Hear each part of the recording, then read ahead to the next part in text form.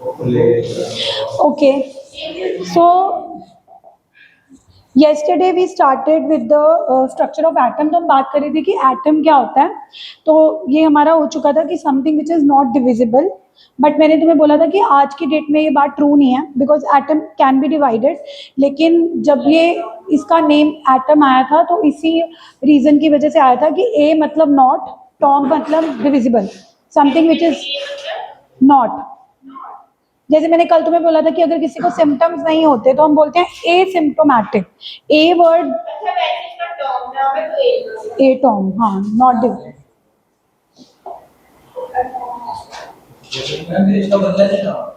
हाँ नहीं, नेम मैंने आपको कल भी बोला था कि जिसका जो नेम होता है वो वही रहता है. नेम्स जनरली सेम ही रहते हैं.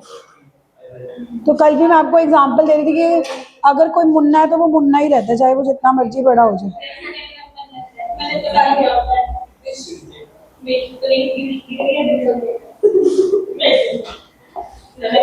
अच्छा प्लीज अब बातें नहीं. अब कल हमने कैथोड्रे एक्सपेरिमेंट किया था, तो मैंने तुम्हें बोला था कि cathode ray experiment was given by William crooks.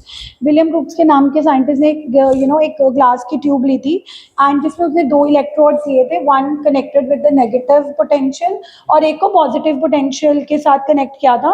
तो जब air at very low pressure ली तो बहुत हाई वोल्टेज के अंदर कुछ बीम ऑफ रेज निकल रही थी. तो दो beam of raise were colourless. तो हमें दिखी कैसे? जब वो थी कलरलेस तो हमें पता कैसे लगा कि हाँ सच में कोई रेज ट्रैवल कर रही हैं? क्योंकि एनोड एंड पे हमने कौन सा मटेरियल यूज किया हुआ था? Fluorescent material. Which material we were using at the end of the cathode? तो जब वो रेज, हाँ, zinc sulphide is one of the fluorescent material, but any other fluorescent material. आपको पता है जो टीवीज होते थे, televisions, they also work on this principle. उसमें भी फ्लोरोसेंट स्क्रीन ही होती है जिसके ऊपर फिर रेस पड़ने पे पिक्चर डेवलप होती है. तो दिस फ्लोरोसेंट मटेरियल पे ग्रीन कलर का ग्लो आने पे पता लग रहा था कि yes there are some rays which are travelling. Okay, उसके बाद हमने करा था, हाँ, तो हम बस ये स्टार्ट करने वाले थे कि what are the various characteristics of cathode rays, जो आपको बहुत बोरिंग लगेंगी. But let's just give a quick review ताकि आपको पता लग जाए कि कैथोड रेज के बारे में हमने क्या क्या पढ़ा था. एनोड रेज स्टार्ट करनी थी, ये हो गया था. They start from cathode to anode.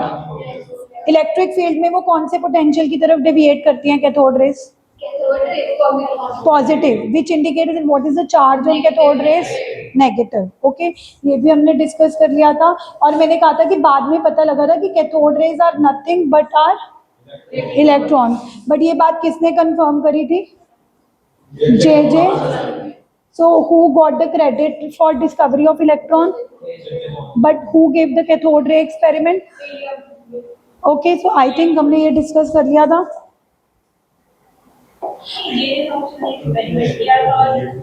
नहीं, विलियम क्रूक्स ने कैथोड रे का एक्सपेरिमेंट करा था, but cathode rays are nothing but beam of electrons. ये चीज किसने बताई थी? जे थॉमसन ने. कैथोड रे के बारे में विलियम क्रूक्स ने बताया था, but cathode raise he electrons हैं. कैथोड रेज ही इलेक्ट्रॉन्स हैं, वो किसने बताया था? विलियम क्रूक्स ने, सॉरी जे थॉमसन ने. उसके बाद आगे चलते हैं.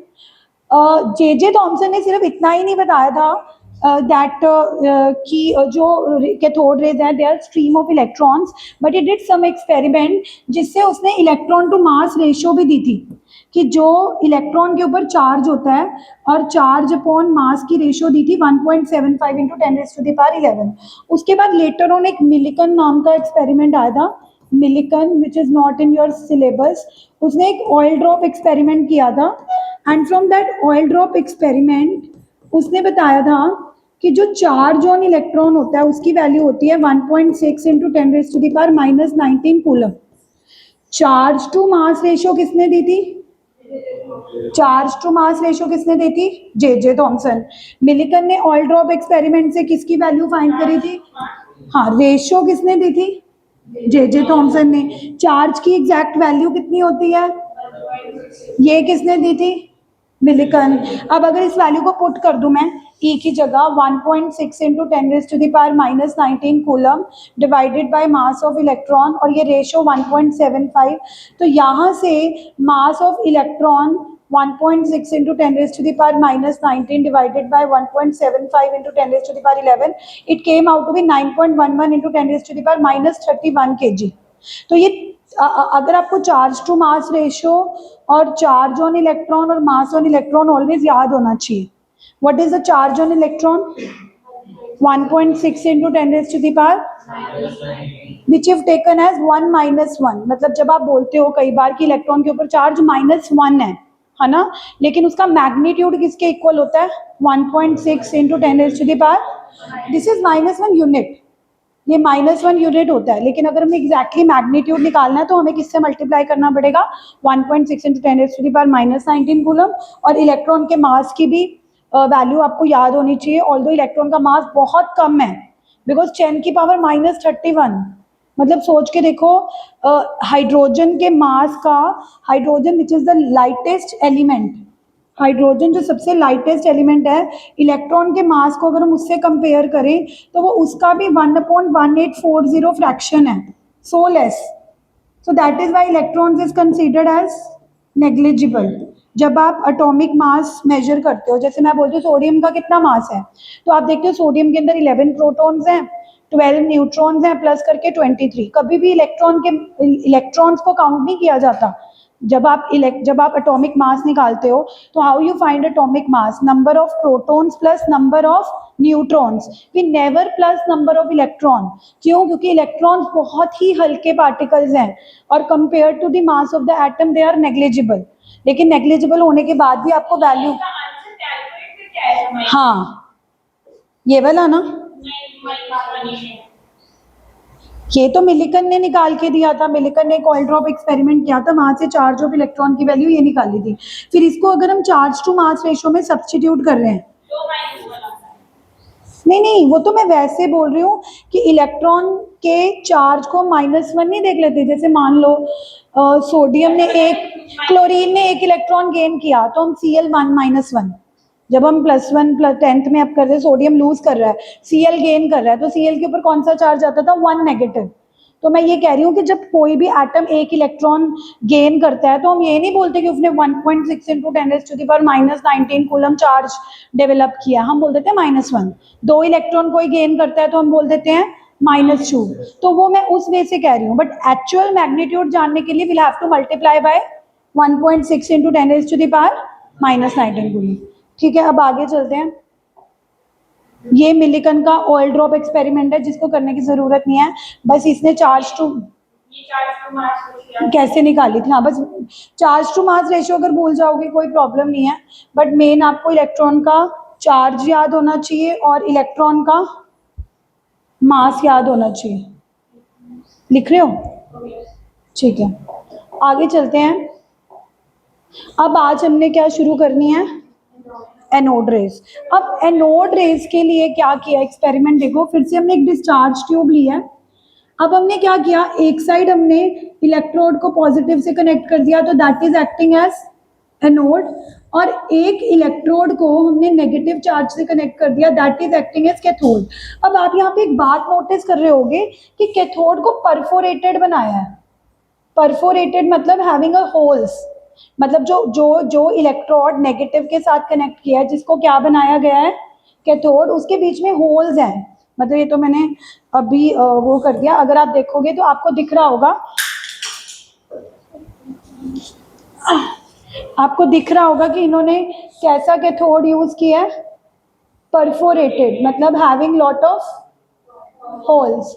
अब ध्यान से देखना, साइंटिस्ट ने सोचा कि अगर कैथोड रेज हैं, मतलब if there something negative then there should be something positive also, क्योंकि साइंटिस्ट को ये बात पता लग चुकी थी कि atom is electrically neutral, atom is electrically, तो अगर एटम के अंदर नेगेटिव पार्टिकल्स हैं तो हो ना हो एटम के अंदर कोई पॉजिटिव पार्टिकल्स भी रहे होंगे, ताकि पॉजिटिव न्यूट्रलाइज नेगेटिव या पॉजिटिव कैंसल्स नेगेटिव। तो साइंटिस्ट के बीच में एक रिसर्च शुरू हो गई कि if there exist cathode rays and there must be anode rays. तो उन्होंने एक एक्सपेरिमेंट किया जिसमें गोल्डस्टीन के नाम के साइंटिस्ट एक डिस्चार्ज ट्यूब यूज करी which is having a perforated cathode. Perforated cathode का क्या रोल था? अब बेसिकली उसने क्या किया, यहाँ पे गैस ली, कोई भी गैस ली, जैसे मैंने मान लो ले ली हाइड्रोजन। अब होगा क्या, जैसे ही हाइड्रोजन गैस आप लोगे, ये कैथोड है। अब आपको पता है जब आप हाई वोल्टेज पास करते हो तो कैथोड से इलेक्ट्रॉन निकलते हैं। कैथोड के मटेरियल से क्या निकलते हैं? कैथोड रेज क्या होती हैं, which comes out from the cathode. Cathode rays जब हमने पढ़ी थी, तुमने किसी ने पूछा नहीं कि मैम कैथोड रेज आ कहाँ से रही हैं। बेसिकली कैथोड रेज क्या है, जो कैथोड का इलेक्ट्रोड होता है किसी भी मटेरियल का, उसके अंदर इलेक्ट्रॉन तो होते ही होते हैं। तो जब हम हाई वोल्टेज पास करते हैं, उस कैथोड में से क्या निकलने लगते हैं? क्या निकलने लगते हैं? इलेक्ट्रॉन्स। जैसे अगर 4-5 लोगों ने विग पहनी हो और हाइट अगर बहुत तूफान आ जाए तो उनकी विग उड़ने लग जाएगी। ऐसी कैथोड को जब तुमने हाई, बहुत बकवास एग्जांपल है बट इट्स ओके, अगर हम कैथोड को हाई वोल्टेज जैसी एनर्जी देंगे तो जो कैथोड के इलेक्ट्रॉन्स है वो बाहर निकलने लगते हैं, वही कैथोड रेज होती हैं, है ना। अब मैं ये कह रही हूँ कि एनोड रेज की डिस्कवरी के लिए भी पहले तो कैथोड रेज में से इलेक्ट्रॉन ही निकले। अब इन इलेक्ट्रॉन ने क्या किया, ये इन एटम्स के साथ बम्बार्ड हुए। जैसे मान लो तुम हाइड्रोजन का एटम ले रहे हो, किसका एटम ले रहे हो?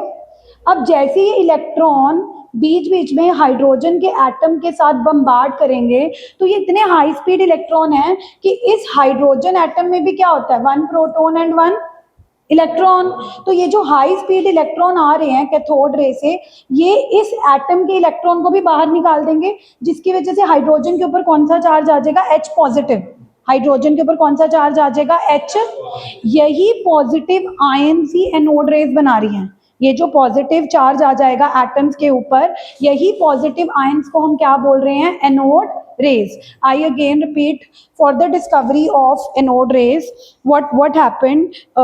Goldstein took a discharge tube. एक जगह तो उसने एनोड लगाई, दूसरी जगह उसने कैथोड लगाई परफोरेटेड। उसको परफोरेटेड इसीलिए लगाई ताकि जो एटम्स को अगर क्रॉस करना हो, अगर एटम्स को क्रॉस करके जाना हो, जो आप यहाँ पे एटम्स ले रहे हो, उस एटम्स को अगर कैथोड से पास होके जाना है तो कैथोड के बीच में जगह होनी चाहिए ना।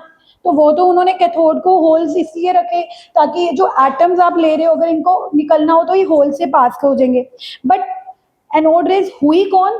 जैसे तुमने हाई वोल्टेज पास करी, सबसे पहले कैथोड में से इलेक्ट्रॉन निकले। सबसे पहले कैथोड में से क्या निकले?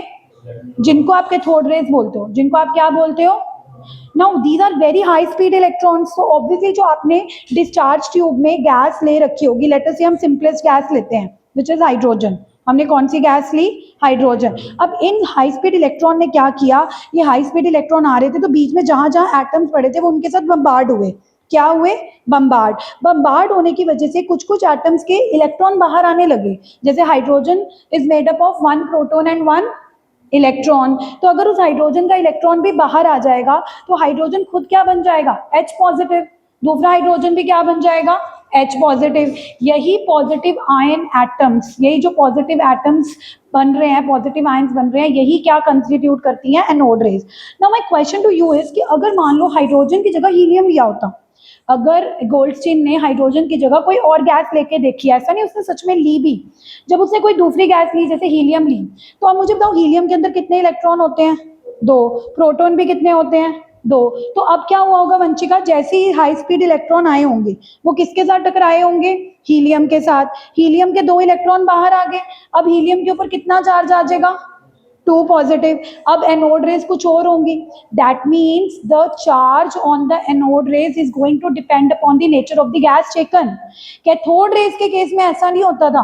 कैथोड रेज के केस में आप डिस्चार्ज ट्यूब के अंदर हाइड्रोजन लो, हीलियम लो, कोई भी गैस लो, जो कैथोड रेज थी वो यूनिवर्सल थी। क्यों? क्योंकि cathode rays are made up of electron. Electron तो इलेक्ट्रॉन ही है, चाहे हाइड्रोजन से इलेक्ट्रॉन आए, चाहे हीलियम से आए, चाहे लिथियम से आए। इसीलिए जब हम कैथोड रेज की वन ऑफ द प्रॉपर्टी पढ़ते हैं, जो तुमने ध्यान दिया कि नहीं दी, वहां पे एक पॉइंट आता था, चलो अब एक बार कंप्लीट तो कर लो। समझ नहीं आया? ये देखो, the characteristics of cathode raise do not depend upon the material of electrodes and the nature of gas present in the cathode ray tube. जब हम कैथोड रे ट्यूब का एक्सपेरिमेंट कर रहे थे, तो आप वो जो इलेक्ट्रोड ले रहे हो, जिसको नेगेटिव से कनेक्ट कर रहे हो, जो मतलब पॉजिटिव और नेगेटिव से कनेक्ट कर रहे हो, तो वो किस मटेरियल का बना हुआ है, या जो गैस आप अंदर ले रहे हो उस पर डिपेंड नहीं कर रहा। क्योंकि मुझे एक बात बताओ, आप मान लो इलेक्ट्रोड प्लैटिनम की ले रहे हो, या आप इलेक्ट्रोड किसी और मटेरियल कार्बन की ले रहे हो, अगर उसमें से हाई स्पीड वोल्टेज देने पर इलेक्ट्रॉन बाहर निकल रहा है, तो इलेक्ट्रॉन ही होगा ना, चाहे कार्बन का इलेक्ट्रॉन हो, चाहे प्लैटिनम का इलेक्ट्रॉन हो, चाहे अंदर की गैस की हाइड्रोजन का इलेक्ट्रॉन हो। तो कहने का मतलब है कि cathode rays are always same. It does not depend कि आप डिस्चार्ज ट्यूब में कौन सी गैस ले रहे हो, ना ही वो इस बात पे डिपेंड करती है कि जो कैथोड, मैं एग्जाम्पल में पुराना दे रही हूँ कि जब हम कैथोड रेज कर रहे थे तो वो डिपेंड नहीं करती थी, लेकिन एनोड रेज तो डिपेंड करेंगी ना। क्योंकि एनोड रेज क्यों डिपेंड करेंगी? अगर तुम हाइड्रोजन ले रहे हो तो एनोड रेज, हाँ एटम ही वेरी कर गए। हाइड्रोजन ले रहे हो तो पॉजिटिव रेज किसकी बनी होंगी? H पॉजिटिव की। हीलियम ले रहे होगे तो पॉजिटिव रेज किसकी बन जाएंगी? हीलियम 2 पॉजिटिव की। अब इसके ऊपर 1 पॉजिटिव चार्ज है, इसके ऊपर लिथियम लोगे तो लिथियम के ऊपर कितना चार्ज होगा? हाँ, तो फिर यही उन्होंने बोला कि when an electric potential of several thousand volt is applied between cathode and anode, faint luminous rays are seen extending from the holes in the back of the cathode. Back of the cathode पे, अगर cathode पे rays जा रही है मतलब they are travelling from anode. अगर cathode के back पे रेज जा रही है मतलब they are travelling from anode. So anode से कैथोड जाने वाली रेज का नाम क्या पड़ गया? एनोड से कैथोड में जाने वाली रेज का नाम क्या पड़ गया? कैथोड टू एनोड जो जा रही थी कैथोड रेज थी, जो एनोड से कैथोड जाएंगी वो एनोड रेज। कैथोड रेज वैसे ये कभी आते नहीं है, सिर्फ हम जस्ट खत कंप्लीट कर रहे हैं। अब these are called the positive rays और कैनाल रेज। और J Thomson measure their charge to mass ratio. J Thomson ने charge to mass ratio electron की भी फाइंड करी थी, और जे थॉमसन ने charge to mass ratio anode rays की भी फाइंड करी है। अब उन एनोड रेज को क्या बोला जाता है? Positive ions. They are negative charge और positive charge, and positive charge किसके इक्वल होगा? Either it is going to equal to the whole number multiply of the charge on an electron, मतलब या तो पॉजिटिव चार्ज 1 के equal होगा, या 2 के इक्वल होगा, या 3 के equal. That will depend upon the nature of the gas taken. That will depend upon the nature of the gas taken. उसके बाद पॉजिटिव रेज जब आप इलेक्ट्रिक और मैग्नेटिक फील्ड में रखोगे तो किसकी तरफ डिफ्लेक्ट करेंगी? जो एनोड रेज थी वो किसकी तरफ डिफ्लेक्ट कर रही थी? Towards the, which shows that they have which charge? Positive. तो जैसे कैथोड रेज पॉजिटिव की तरफ डिफ्लेक्ट होती थी, तो वहां से पता लगा था cathode rays carries a negative charge. Anode rays किसकी तरफ ट्रैवल कर रही थी? Negative, which shows that they have a positive charge. उसके बाद मास of the positive raise depend upon the atomic weight of the gases. ये मैं आपको बता ही चुकी हूँ कि पॉजिटिव रेज जो निकल रही है उनके ऊपर मास क्या होने वाला है, वो गैस के ऊपर डिपेंड करेगा। अगर आप हाइड्रोजन गैस ले रहे हो तो चार्ज टू मास रेशो की वैल्यू अलग आएगी, हीलियम ले रहे हो तो चार्ज टू मास रेशो की वैल्यू अलग आएगी। थोड़ा हिस्टोरिकल है, ठीक है। बट अगर आप लाइटेस्ट लोगे, लाइटेस्ट एटम कौन सा है, तो उस वक्त इस पार्टिकल के ऊपर जो मास आएगा वो लाइटेस्ट होगा, क्योंकि हाइड्रोजन के अंदर होते ही कितने प्रोटॉन है? 1। तो अगर 1 इलेक्ट्रॉन बाहर निकल गया तो सबसे स्मॉलेस्ट मास किसका होगा?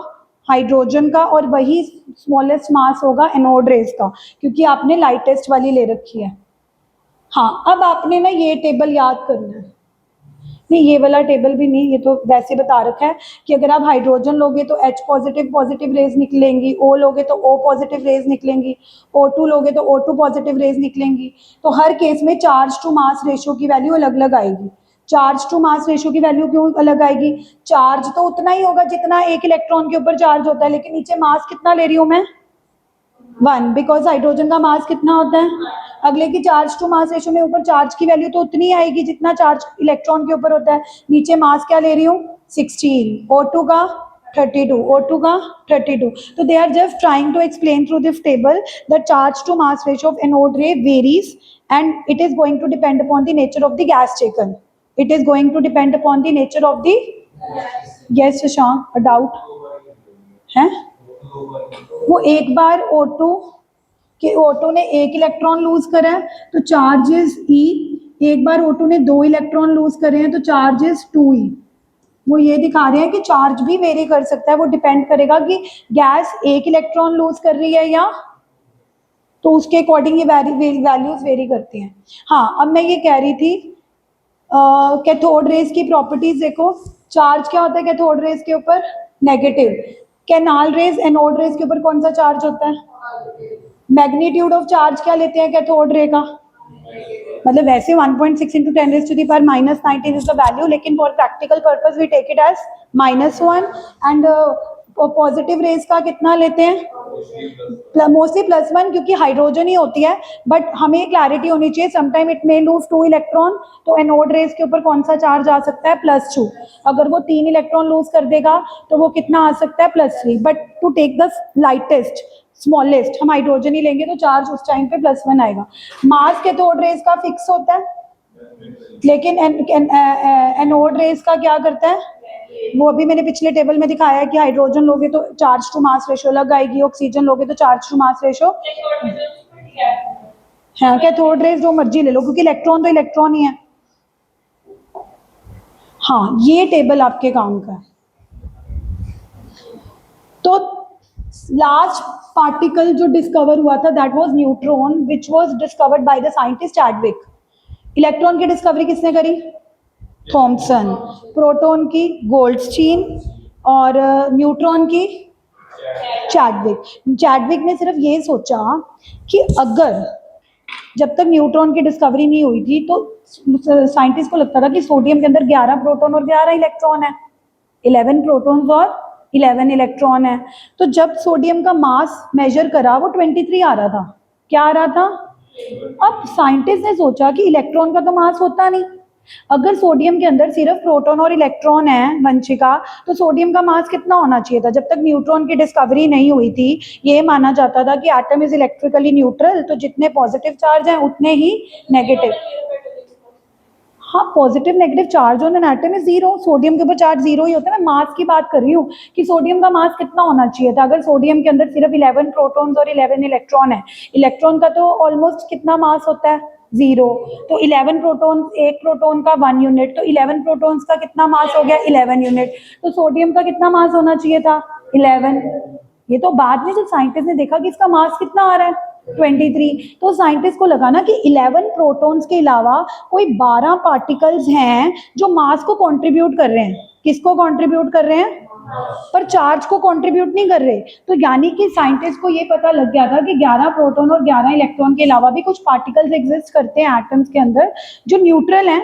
क्या है? 11 प्रोटॉन और 11 इलेक्ट्रॉन हो गए, तो फिर दोनों तो बनके 22 बने। नहीं ना, इलेक्ट्रॉन्स का मास नेग्लिजिबल होता है, वही तो मैं बोल रही हूँ।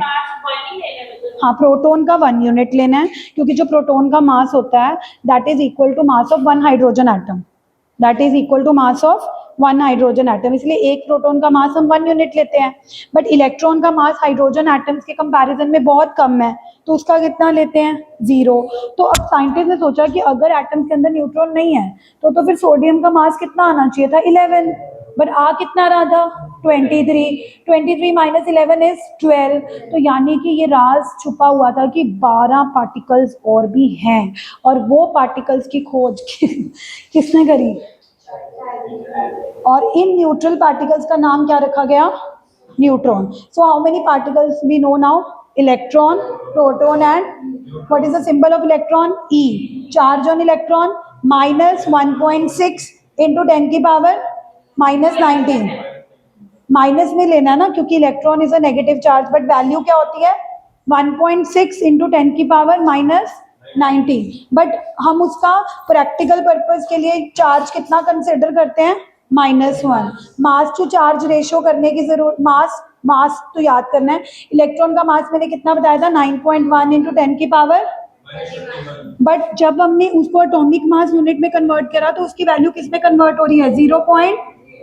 देख ले यहाँ पे, वंशिका, इलेक्ट्रॉन का मास 9.1 इंटू 10 की पावर -31 है, लेकिन जब हम उसको एटॉमिक मास यूनिट में कन्वर्ट कर रहे हैं तो उसकी वैल्यू कितनी बन रही है? 0.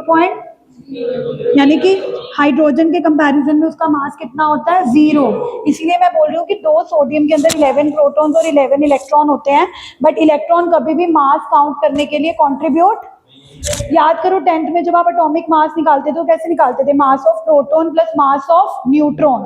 कभी मास ऑफ इलेक्ट्रॉन थोड़ा प्लस करते थे, because electrons are never considered for calculating the mass. हाँ, तुम ना, वैसे तो मैं कर रही हूँ, तुम ना थोड़ी पोजीशन भी चेंज करो, बिकॉज जिस पोजीशन में तुम बैठते हो ना डायरेक्ट आती है। हाँ, प्रोटॉन का charge symbol, charge positive 1.6 into 10 की पावर। एक चीज नोटिस कर रहे हो कि चार्ज ऑन इलेक्ट्रॉन और चार्ज ऑन प्रोटॉन क्या है? सेम, बट चार्ज मतलब मैग्नीट्यूड सेम है, साइन डिफरेंट है। इलेक्ट्रॉन के चार्ज का साइन क्या है? माइनस, और प्रोटॉन के चार्ज का साइन क्या है? पॉजिटिव। वो क्या लिया जाता है? -1। ये क्या लिया जाता है?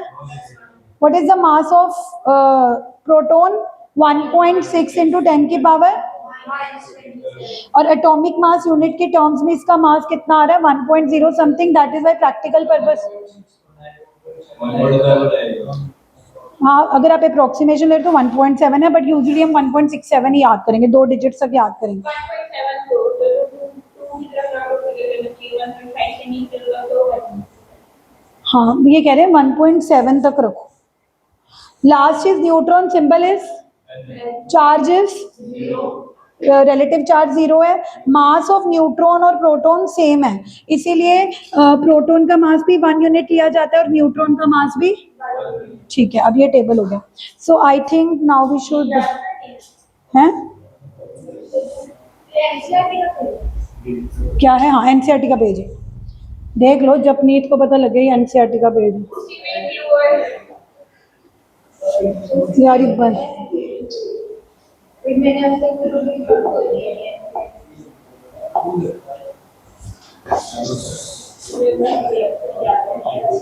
जब मैंने नाम लिख के मुझे लगा कि इसमें सॉलिड होगा, ये दुकान है, बड़ा ये भी अच्छा मुझे बोल दिया क्या? जब मैं केमिस्ट्री बुक लेके आई थी पहले मैंने क्या लिखा कि ये सारी बुक आती है मुझे, बट ये है कि थोड़ा थोड़ा फर्क, जैसे 10th में जो तुमने पढ़ा होता है वो सारा एक्सटेंड हो जाएगा ना। सुना तो तुमने सब कुछ होगा, बट थोड़ा डीप में हो जाता है 11th में, थोड़ा नहीं, वैसे ज्यादा डीप में हो जाता है। तो अब हमने इलेक्ट्रॉन, प्रोटॉन, न्यूट्रॉन की डिस्कवरी कर ली। Now we are going to start the models. अब क्वेश्चंस आएंगे। सबसे पहला एटम का मॉडल किसने दिया था? जिसने भी दिया था, है बोहर? नहीं, जो सबसे पहले जे जो सबसे पहले दिया था, थॉमसन मॉडल ऑफ एटम। वो था पहले वाटरमेलन वाला है इसमें वो एबीसी जो है पहले थोड़ा सा ये क्वेश्चंस करना। What is the other name for anode rays? Canal rays. Very good. Canal rays is another name of anode rays. Okay. Which of the following gases do not have neutron in the nucleus of their atoms? Helium में तो हाँ 2 proton और 2 neutron होते हैं, तभी उसका मास 4 होता है। अगर उसके अंदर न्यूट्रॉन ना होते तो उसका मास भी 2 होता और एटॉमिक नंबर भी क्या होता? 2। ये चीज सिर्फ हाइड्रोजन के अंदर एप्लीकेबल है। हाइड्रोजन का एटॉमिक नंबर भी 1 है, मास नंबर भी। क्यों? क्योंकि उसके अंदर न्यूट्रॉन होते ही नहीं है, only proton. Hydrogen is the only atom which, अब सोचो ना, अगर हाइड्रोजन के अंदर न्यूट्रॉन होता, एक प्रोटॉन तो होता ही है, तो अगर एक न्यूट्रॉन होता तो उसका मास कितना होना चाहिए था? लेकिन हाइड्रोजन का मास कितना होता है? वहीं से प्रूव होता है कि हाइड्रोजन के अंदर सिर्फ और सिर्फ क्या है? प्रोटॉन, उसके अंदर न्यूट्रॉन नहीं है। तो which of the gas do not have neutrons? Hydrogen. So sometimes some things we know but we do not realize it. So that's the thing. Which of the following is not true for cathode rays? Cathode rays consist of negatively charged particles. True. Cathode rays were discovered by J.J. Thomson. William Crookes. तो ये not true है. Nature of cathode rays depend upon the nature of the gas. No मैंने और की करती है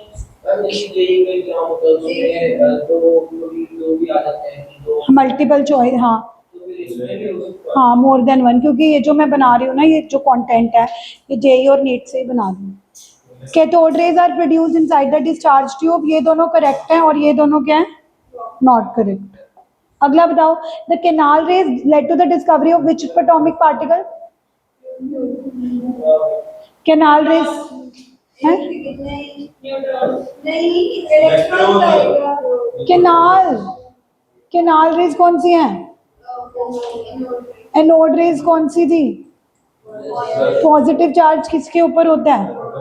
cathode rays ने electron की डिस्कवरी करी है, एनोड या कैनाल रेज ने प्रोटॉन की डिस्कवरी करी है, और न्यूट्रॉन की डिस्कवरी के लिए कोई रे वाला तो एक्सपेरिमेंट है ही नहीं, वो तो चैडविक ने देखा था कि हाँ कि मास ज्यादा आ रहा है एटम का प्रोटॉन से, तो इसके अंदर कोई न्यूट्रल पार्टिकल होना चाहिए। ठीक है, अब आज हमने शुरू करना है new topic, that is model of atom. तो सबसे पहला मॉडल दिया था थॉमसन ने, Thomson model of atom. Thomson ने बोला कि एटम कैसा दिखना चाहिए। उसने कहा कि एटम एक तो गोल होगा, एटम कैसा होगा? और थॉमसन ने, जब थॉमसन ने दिया ना मॉडल, उस वक्त न्यूट्रॉन की डिस्कवरी हुई नहीं थी। जिस टाइम पे थॉमसन ने मॉडल ऑफ एटम दिया था तब तक न्यूट्रॉन की डिस्कवरी हुई नहीं थी, तो थॉमसन को लगता था कि एटम के अंदर दो ही चीजें हैं, एक पॉजिटिव और एक प्रोटॉन एंड इलेक्ट्रॉन। तो थॉमसन ने कहा कि क्योंकि एटम न्यूट्रल होता है ना, तो इसमें ना पॉजिटिव चार्ज सारा का सारा यूनिफॉर्मली डिस्ट्रीब्यूटेड होगा, और इलेक्ट्रॉन्स जो नेगेटिव चार्ज पार्टिकल होंगे वो बीच बीच में होंगे, जस्ट लाइक वाटरमेलन। वाटरमेलन खा रहे हो आजकल? तो वाटरमेलन ऐसा नहीं दिखता, मतलब पूरा ऐसे रेड रेड होता है, बीच में सीड्स होती हैं, है ना? तो थॉमसन मॉडल लुक्स लाइक अ वाटरमेलन मॉडल। लग रहा है तुम्हें ये एमसीक्यूज में क्वेश्चन आएंगे? कल ना तुम्हें चैप्टर 1 के ऐसे एमसीक्यूज मिलेंगे, फिर तुम कहोगे कि मैम काम बढ़ रहा है, इसलिए प्लीज आज मैं जो भी दोबारा रिपीटेड होमवर्क दूंगी, मोलारिटी वाली पीडीएफ और एक एम्पेरिकल वाली, वो प्लीज कराना, बिकॉज देखो +2 वाले they are doing it amazing. देखो उनका सारा चैप्टर 1 का एक एक प्रॉब्लम का प्रैक्टिस डन है, और आप मेरे दोनों बैचेस में आके देख लो, students are afraid of not doing homework and coming to the class. उससे उनका ही बेनिफिट है, they also have lot of fun, वो भी बातें करते हैं, मजे करते हैं, बट वर्क करते हैं। दैट इज देयर लाइक कि करना ही करना है, because that is how I am. मैं ये थोड़ा कह रही हूँ क्लास में तुम्हें देखो नींद आ रही है, बट होमवर्क तो करके आओ। सो ही रहे हो तुम, अब मैं क्या करूँ?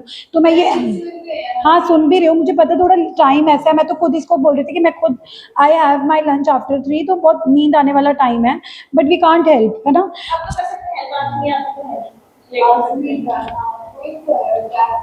पर फिर मेरा आगे 4:30 भी तो बैच होता है ना, सबके आगे आगे बैचेस होते हैं। जो 4:30 वाले बैच वाले स्टूडेंट्स आते हैं उनकी 5:30 गौरव सर के पास मैथ्स की होती है, तो वो 5:25 पे ही बोलना शुरू कर देते हैं कि मैम बस करो, और गौरव सर रहते हैं बिल्कुल एक्सट्रीम कॉर्नर पे, तो उनको 5 मिनट पहले, मतलब ना सारे बैचेस ऐसे हैं कि सब सारे 5:30 रेडी होंगे, सबको 5:30 ठीक है। ये कह रहे हैं 5:30 ट्यूशन करो, वो डेली ट्यूशन होती है।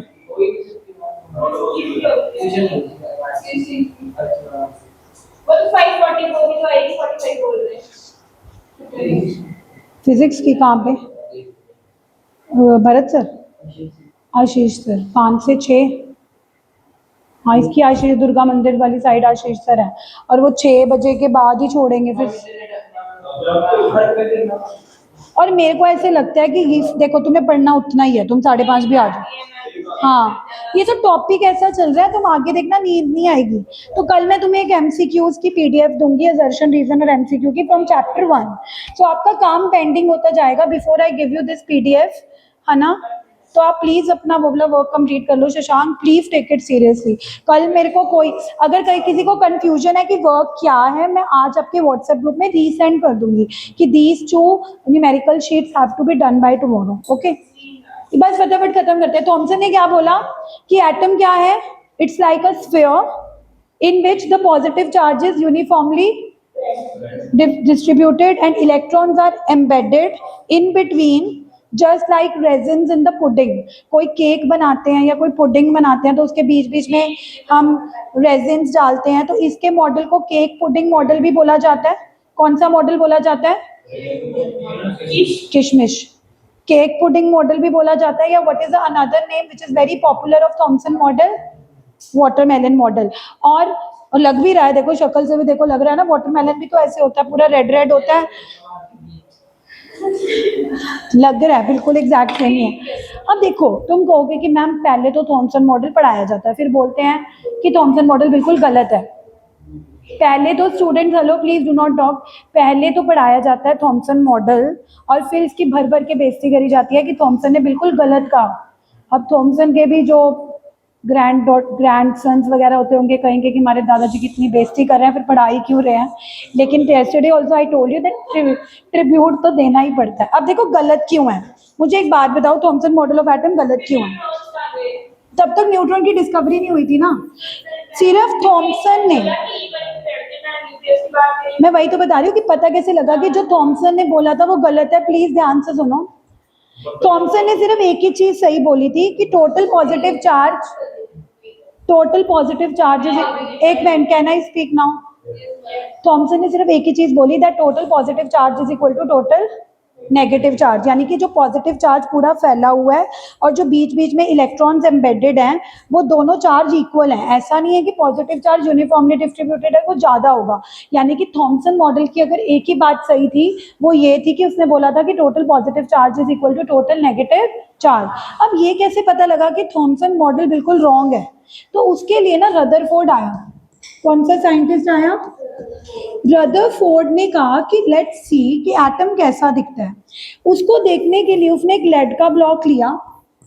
किसका ब्लॉक लिया?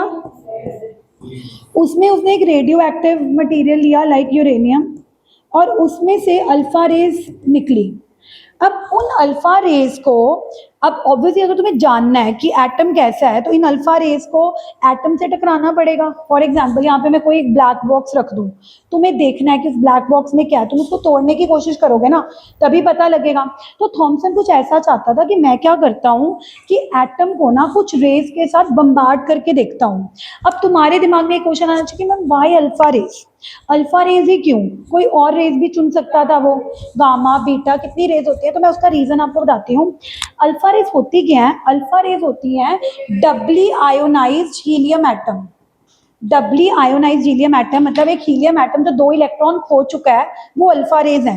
एक हीलियम एटम जो 2 इलेक्ट्रॉन खो चुका है वो क्या है? Alpha rays. यानी कि हाँ, तो 2 लूज कर दिए तो हीलियम के ऊपर कौन सा चार्ज आ गया? 2 पॉजिटिव। हाँ बट लेकिन वी हैव सम टेक्निक्स जिससे हम जबरदस्ती उसके इलेक्ट्रॉन लूज करवा सकते हैं। इनफैक्ट अल्फा रेज होती ही यही है। अब मेरी बात सुनो, रदरफोर्ड ने सुन तो लो पहले एक मिनट, अल्फा रेज क्यों चुनी रदरफोर्ड ने? क्योंकि कहीं ना कहीं रदरफोर्ड को दिमाग में ये आइडिया था कि एटम्स के अंदर ना जो पॉजिटिव चार्ज होता है वो कहीं एक ही जगह पे कंसंट्रेटेड है। मतलब ऐसा नहीं है कि मतलब वो फैला हुआ है, या उसको ऐसे लगता था कि एटम का जो मास भी है ना वो एक ही जगह कहीं है। तो उसको लग रहा था कि जिसके साथ मैं टकरा रहा हूँ वो भी तो पॉजिटिव, हैवीली पॉजिटिव होना चाहिए। मतलब फॉर एग्जाम्पल यहाँ पे अगर एक ब्लैक बॉक्स है, अगर आप उसको हल्की सी बॉल से बम्बार्ड करोगे तो वो बॉक्स नहीं टूटेगा, तुम थोड़ी हैवी बॉल लोगे तभी वो टूटेगा। तो कहीं ना कहीं रदरफोर्ड के दिमाग में ऐसा कुछ था कि अगर मैं एटम को बम्बार्ड करूं वो रेज भी दमदार होनी चाहिए। क्या होनी चाहिए? दमदार। और अल्फा रेज दमदार क्यों है? Because they are doubly ionised helium positive, they are doubly ionised. अब उसने कौन से एटम के साथ बम्बार्ड किया? उसने गोल्ड की शीट ली। किसकी शीट ली? अब कोई और एटम भी चुन सकता था। अब गोल्ड को चुनने का मेलिएबल मतलब इसकी पतली पतली शीट्स हम निकाल सकते हैं। तो पतली शीट होगी तो उसमें कम से कम एटम्स आएंगे ना। अगर हम मोटी सी शीट ले लेंगे तो उसमें बड़े सारे एटम्स आ जाएंगे तो हम कंक्लूड ही नहीं कर पाएंगे। देखो एक एटम को आइसोलेट करना तो पॉसिबल नहीं है, एक एटम को आइसोलेट करना तो पॉसिबल। तो अगर हम बम्बार्ड कर रहे हैं तो कम से कम हमें कुछ ऐसे एलिमेंट के साथ बम्बार्ड करना चाहिए जो कम से कम थिन फिल्म ऑफ शीट की फॉर्म में हो। किसकी फॉर्म में हो? Thin film of sheet. And because gold is highly variable, it can be, हाँ अगर प्लास्टिक यूज करेंगे तो वो जाएंगी नहीं और लीकेज जाएंगे तो फेल जाएंगे। हाँ, अब देखो हुआ क्या, जब अल्फा रेज, जब सुनो, जब चिराग प्लीज इधर देखो, बातें नहीं। अब जब उन्होंने अल्फा रेज पास हुई तो क्या एक्सपेरिमेंट, क्या ऑब्जर्वेशन आई, 99% of the alpha rays went as it is. 99% of the alpha rays went as it is, इसका क्या मतलब है? हाँ, वैसे की वैसे की, अगर मान लो थॉमसन की बात सही होती, अगर थॉमसन ने कहा था कि सारा पॉजिटिव चार्ज पूरा फैला हुआ है, तो अल्फा रे जो आ रही है उसके ऊपर भी कौन सा चार्ज है, तो उसको हर जगह से डिफ्लेक्शन मिलती।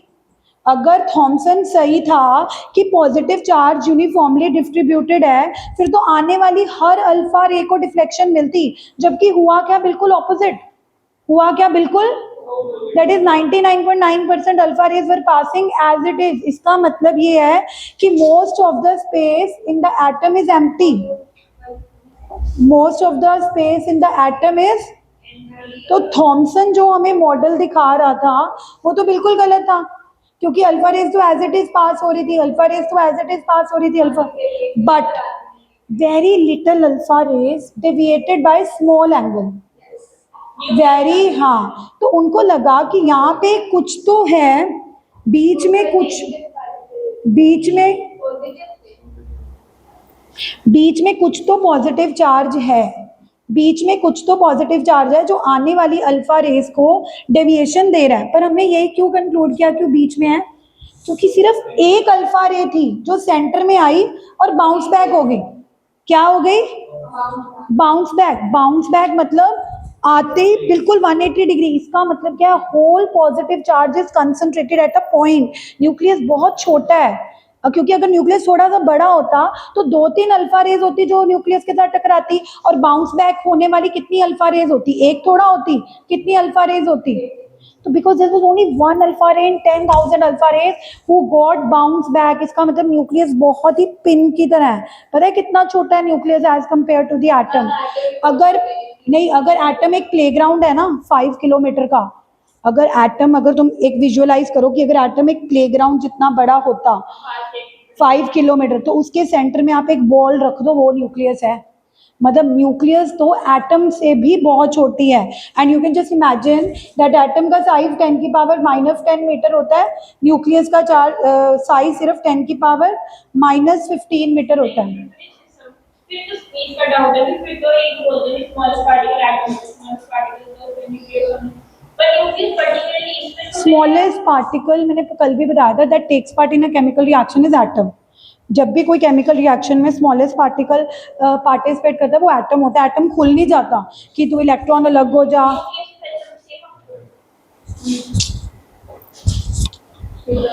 तो रदरफोर्ड अल्फा रे एक्सपेरिमेंट की ऑब्जर्वेशंस बताओ मुझे। रदरफोर्ड अल्फा रे एक्सपेरिमेंट की ऑब्जर्वेशंस क्या क्या थी? हाँ हाँ, पूछते जान। हाँ, बम्बार्डिस टकराना। अच्छा मुझे एक बात बताओ, जब अल्फा रेज जा रही हैं as it is, Shashank, alpha rays as it is जा रही हैं, क्यों जा रही हैं? क्योंकि अल्फा रेज कौन सा चार्ज है? लेकिन पॉजिटिव चार्ज तो सेंटर में बैठा है, तो वो जो अल्फा रेज साइड से गुजर रही हैं उनको उनको रिपल्शन मिल ही नहीं सकती। रिपल्शन कब मिलती? अगर वो पॉजिटिव के साथ टकराते, बट पॉजिटिव तो सेंटर में बैठी है। बट मेरा क्वेश्चन है कि इलेक्ट्रॉन तो बीच बीच में ट्रैवल कर रहे होते हैं, आपको पता है इलेक्ट्रॉन तो बीच में शेल्स में ट्रैवल कर रहे होते हैं, तो जो alpha rays as it is जा रही हैं उनको इलेक्ट्रॉन कोई अट्रैक्शन या रिपल्शन नहीं देगा? I am asking, my question is most of the alpha rays went as it is because उनको किसी भी तरह की रिपल्शन नहीं मिली, क्योंकि रिपल्शन पॉजिटिव चार्ज से मिलती। पॉजिटिव चार्ज कहाँ बैठा था? सेंटर में। तो ओनली वन अल्फा रे जो एग्जैक्टली न्यूक्लियस के साथ टकराई उसको बाउंस बैक मिल गया, लेकिन बाकी सारी alpha rays as it is चली गई क्योंकि पॉजिटिव चार्ज यूनिफॉर्मली डिस्ट्रीब्यूटेड नहीं था। अब मैं ये तुमसे पूछ रही हूँ कि जो न्यूक्लियस के से दूर अल्फा रेज जा रही थी, जो न्यूक्लियस से दूर अल्फा रेज जा रही थी, उनको रास्ते में इलेक्ट्रॉन्स तो मिले होंगे ना? इलेक्ट्रॉन तो न्यूक्लियस में नहीं होते, वो तो बाहर ही होते हैं। तो उन इलेक्ट्रॉन से अल्फा रेज को कुछ नहीं कहा। the positive positively will create a positive. तो इलेक्ट्रॉन उसको अट्रैक्ट तो कर सकते थे ना, उसको स्ट्रेट वो जा रही हैं अल्फा रेज, उनके रास्ते को थोड़ा सा भटका तो सकते थे, मतलब वो सीधा ही क्यों जा रही हैं? इलेक्ट्रॉन अट्रैक्ट कर सकते थे, कुछ भी कर सकते थे, तो उसका आंसर नहीं, मैं बताती हूँ उसका। अब मुझे एक बात बताओ, सामने से इतना बड़ा ट्रक आ रहा है और रास्ते में एक छोटी सी बकरी बैठी है, तो वो बकरी उस ट्रक को कुछ कर पाएगी या खुद ही हट जाएगी? तो that is the thing that electrons are very light particles. जब अल्फा रेज आती हैं, इलेक्ट्रॉन उनका कुछ नहीं बिगाड़ सकते, क्योंकि वो अल्फा रेज के कंपैरिजन में बहुत लाइट है, लाइक अ बकरी, and alpha rays like a truck. वो जैसे अल्फा रे आ रहे थे वो खुद ही नीचे चले जाते हैं या अपनी स्पीड बढ़ा देते हैं। तो इलेक्ट्रॉन्स अल्फा रेज का कुछ भी बिगाड़ नहीं सकते। ऐसे क्वेश्चन पूछे नहीं जाते, but just for making your brain open कि हाँ ऐसा कुछ भी हो सकता है क्वेश्चन। आई नो, नहीं तुम बहुत मेरे को झूठ बोलते हो। ठीक है, ओके सी यू। अच्छा, कल का टाइम अब क्या है? 11 से 12।